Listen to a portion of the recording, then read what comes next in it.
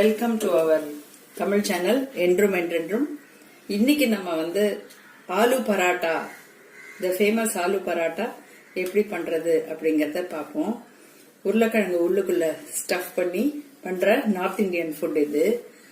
இதுக்கு தேவையான பொருட்கள் என்னன்னு பார்ப்போம். கொஞ்சமா சப்பாத்தி மாவு பிசைஞ்சு வச்சிருக்கேன். சப்பாத்தி மாவு நல்லா பிசைஞ்சு இந்த மாதிரி நல்ல பதத்துல இருக்கு.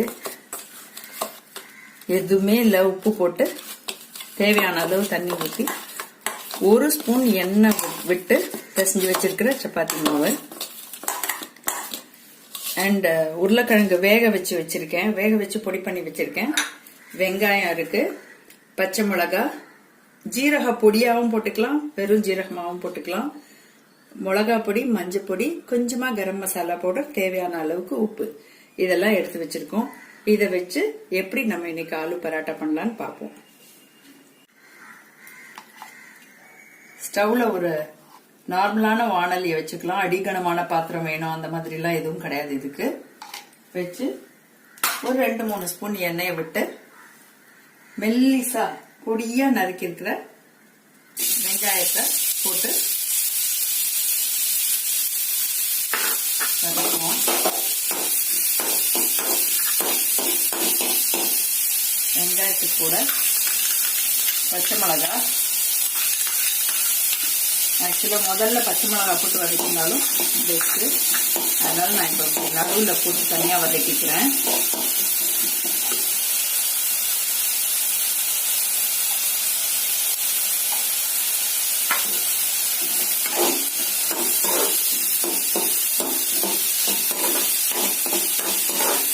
இது நல்லா வதங்கட்டும்.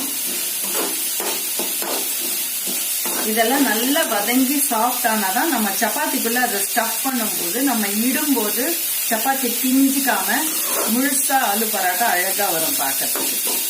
அதனால நல்லா வேக வச்சு நல்லா வதக்கிக்குவோம். கொஞ்சமா தண்ணி வச்சு அதை நல்லா சாஃப்டா வேக வச்சுக்கலாம். கூடயே இந்த மஞ்சள் பொடி, மிளகாப்பொடி, கரம் மசாலா போட்டிருக்கோம் இல்லையா, அதையும் இந்த மாதிரி போட்டுக்கலாம். தேவையான அளவுக்கு உப்பு, அது சாஃப்டா வேகட்டும்.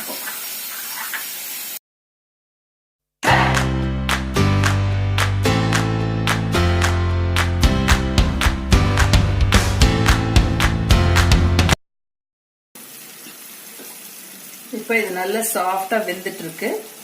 அதுல நல்லா வேக வச்சு மசிச்சதோ கட்டி இல்லாம மசிச்சிருக்கேன். இதை இப்போ மிக்ஸ் பண்ணுவோம்.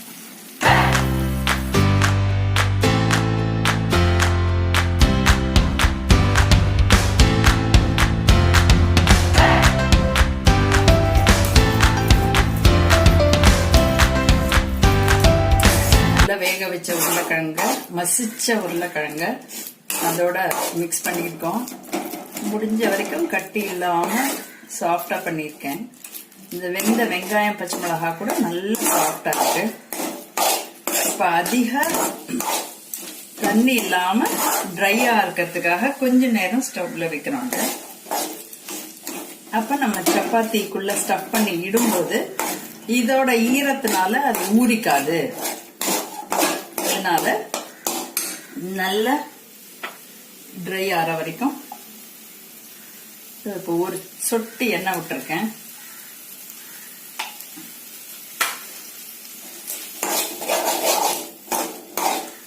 இன்னும் ஒரு 2 நிமிஷத்துல இறக்கிடலாம். அதை இறக்கிட்டு ஆற வச்சு சின்ன சின்ன உருண்டையா பண்ணி ஸ்டஃப் பண்ணி பண்ண வேண்டியதுதான். இப்போ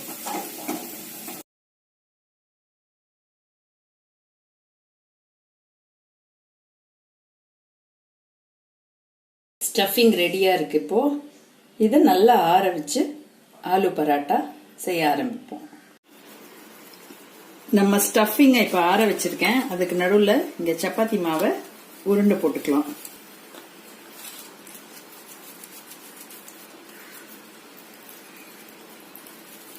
ஒரே அளவா பிளாட்டா உருண்டை போட்டுக்கலாம்.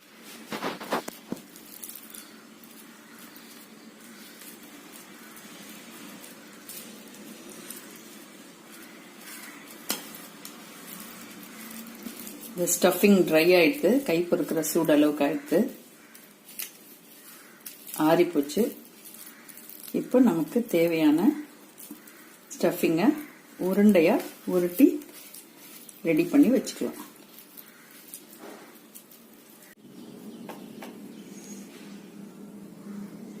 இப்போ இந்த சப்பாத்தி மாவை ரெகுலரா நம்ம இடுற மாதிரி தான், ஆனா கொஞ்சம் கனமா இட்டுக்கணும். இந்த ட்ரை மாவுல அதை தோச்சு எடுத்துக்கிறோம்.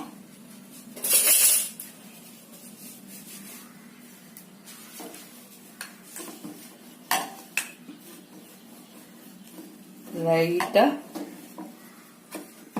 இதோ எவ்வளவு கனமா இருக்கு பாருங்க. இந்த மாதிரி கனமா இட்டுக்கிறோம். இட்டுட்டு நம்மளோட இந்த ஸ்டஃபிங் எடுத்து இதுக்குள்ள வைக்கிறோம். வச்சு லைட்டா ஒரு தட்டு தட்டிப்போம். இது தட்டிட்டு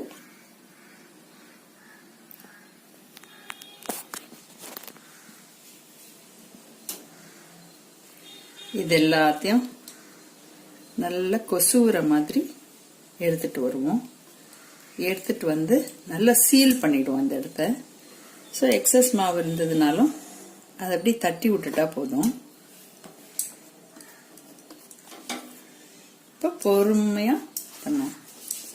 ரொம்ப பெருசாலாம் பண்ணணுங்கிற அவசியம் இல்லை.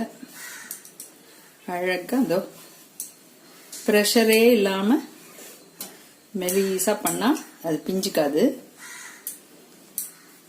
நான் சின்ன சின்ன உருண்டையா தான் எடுத்துருக்கேன், அதனால ரொம்ப பெரிய பராட்டா பண்ண வராது. இதுல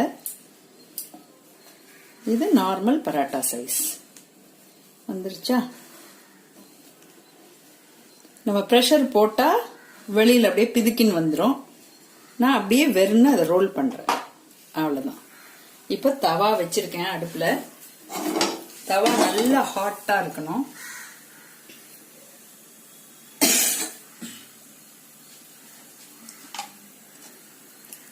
ஒரு ஸ்பூன் எண்ணெய் விட்டுருக்கேன்.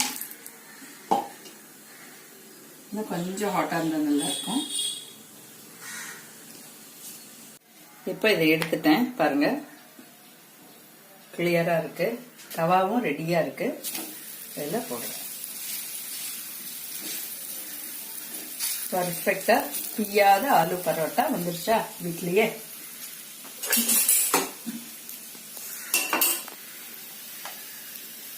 மேல ஒரு ஸ்பூன் எண்ணெய் ஊற்றிக்கலாம்.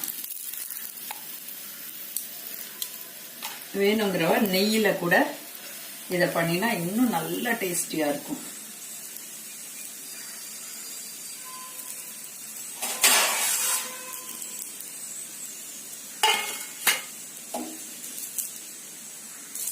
நல்ல வெந்து ஓரமெல்லாம் உப்பின்னு வருது. இப்போ பொறுமையா அப்படியே ஃபிளிப் பண்ணுவோம். அழகா வந்திருக்கா பரோட்டா.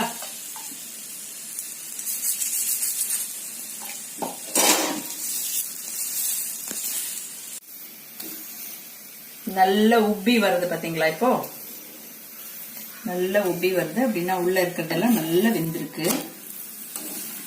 டக்குன்னு பார்க்க நார்மல் சப்பாத்தி மாதிரியோ ரோட்டி மாதிரியோ இருக்கும். எந்த இடத்துலயும் பிஞ்சுக்கல. சோ நம்ம பராட்டா ரெடி.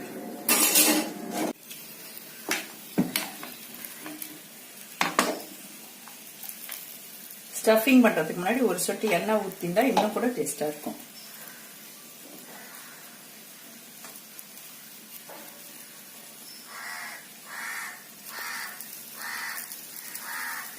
நான் ஒரு பராட்டா அந்த பக்கம் போட்டு இருக்கேன், கூடயே அதே நேரத்தில் இங்க பண்ணிட்டு இருக்கேன். ஏன் இப்படி பண்ணி காட்டுறேன்னா அது செய்யறது அவ்வளோ ஈஸிங்கிறதுக்காக இப்படி பண்ணி காட்டுறேன். இதோ நல்லா இங்க உப்பி வந்துருச்சு, இந்த பக்கம் வெந்துருது.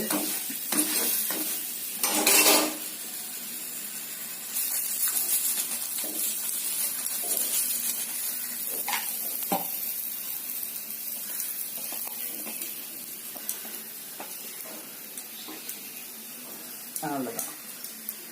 சாஃப்டா வெறுன்னு அந்த சப்பாத்தி உருளிய ரோலரை வந்து அப்படியே அது மேல ரோல் பண்ணணும். அவ்வளவுதான், ப்ரெஷரே போடணும். ஆயிடுச்சு. கொஞ்சம் இந்த கார்னர் வேகட்டும்.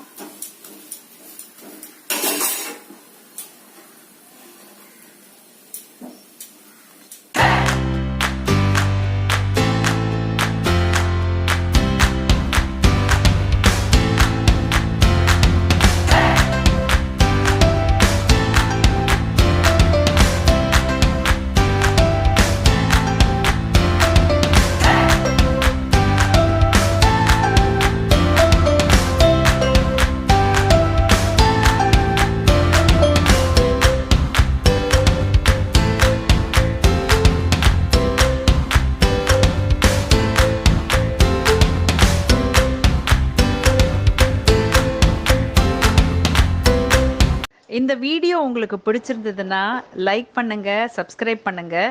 எங்களுடைய ரெகுலரான வீடியோ அப்லோட்ஸ் எல்லாம் உங்களுக்கு உடனே கிடைக்கணும் அப்படின்னா பக்கத்தில் இருக்கிற பெல் பட்டனை ப்ரெஸ் பண்ணுங்க.